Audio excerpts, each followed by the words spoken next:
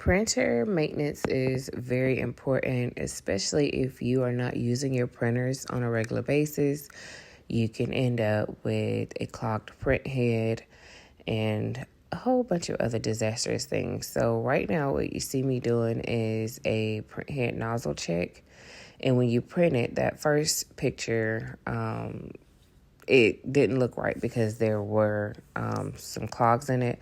So you run the cleaning. So always go into your printer, hit the settings, hit maintenance, and check to see if everything is working properly. Because the last thing you want to happen is you have a project or you're working on something and your printer doesn't work. Or you've let the printer sit up for weeks and now you have a clogged print head and a deep cleaning doesn't work. You could be out of a printer, which could be hundreds of dollars at this point. So the printer that is at the top is the Epson EcoTank 15,000. I do have EcoSolvent ink in it. The one that is in the middle is also an Epson EcoTank. It's the 2800 series, and it does just have the regular ink in that. I use that if I'm printing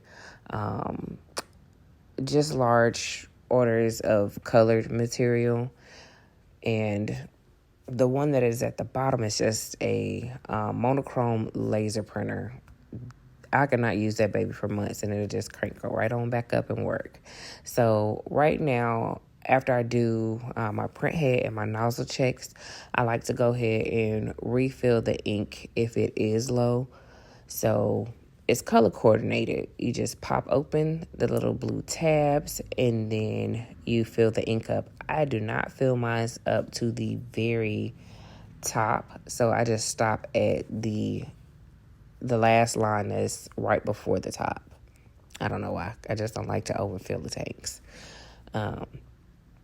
But I refill the tanks. So you can just pick a day out the week that is the least busiest for you to run maintenance on your printers. Like I said, if you don't use each printer every day, make sure that you're keeping up with the maintenance on your printers. Now, for the Epson EcoTank 15,000, in order to refill the ink, you do have to lift the scanner bed tray up. The camera wasn't over far enough, but there's like a little blue stick that comes up out of this particular printer to hold that scanner bed up in order for you to refill it. And like I said, this is EcoSolvent inks inside.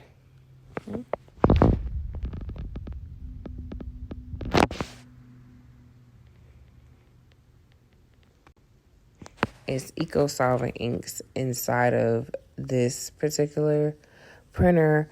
So the labels are missing on these bottles because that's how I can keep them separated, because I do keep all of my ink refills in the same area in my craft space. And so it's the same process as the last one. You just pull the little blue tabs open and you pop the ink in and make sure that all of the settings are correct. This particular printer is the Canon craft printer. This printer and the one that you see at the bottom takes cartridges. The images are always more crisp on my Canon printers. I don't know if it's just the printer or if it's the setting. I love the EcoTanks because, of course, they use less ink. But my Canons, if I need a clean and crisp image, I'm going to use these babies. And it's also the same process when you are checking for the nozzle heads. Make sure you go into the settings, and then it'll also tell you if your ink levels are low. You can always go in and check your ink levels as well. And this is what the nozzle head checks looks like on this particular one, and this one is all ready to go. Excuse me. So I'm just gonna exit on back out of there, and then we will go on to the next printer. I have not replaced the ink in that laser printer since I've had it, and it's been almost 3 years. Now this, I've had this printer for 4.5 years. It has never given me any issues. That is my baby. I call her the OG of my printers. And this is the Canon, I think it's the TS8000 series, but it's the same process to go in and check the ink levels with it. So I was trying to get so that you guys could see it, because for some reason holding the camera directly in front of the little screen makes it so that you can't see it. But there is an ink cartridge that needs to be replaced in this one, so we will replace it. And it's the same process you do with the other printer that's up top. So you do have to lift the top of the printer up in order to access where the cartridges are. So you lift the scanner bed up and you will be able to see the inks.